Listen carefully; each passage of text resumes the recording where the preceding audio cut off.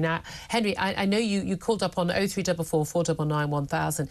You want to talk about NHS waiting lists. But again, this is all part of like the sort of general incompetence and hopelessness for institutions. But I do want to get your thoughts first in terms of this blood scandal. Who do you blame? Good morning, Julia, and thank you for having me on first-time caller. Thank you very much. Good afternoon. So good afternoon. Yeah, good afternoon now. So I think the infected blood scandal, I'm not sure there's anyone to blame, but I do think it really is symbolic of the wider state of the NHS. We've got a ridiculous situation now where, of course, we have the longest ever NHS waiting list. I think they're beginning to fall now, but I think they stand at about 7.5 million.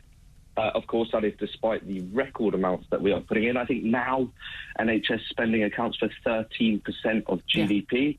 I mean, that's almost like it's super high levels, and we're getting a worse and worse service. So unsurprisingly, I think customer and the satisfaction of the population in the NHS is at a record low. And of course, the definition of insanity is to continue doing the same thing and expect different results, which is what we're doing. And you were talking about Wes Streeting's announcement this morning. I think we need to be even bolder than that. We know what Labour... Just to clarify for people, that was the idea that they're going to pay a bit of extra money to pay NHS staff to work longer hours, weekends, evenings, to basically, you know, get through a lot of these operations and appointments. I mean, this is such basic stuff. I know one thought of this before. It's mind-blowing.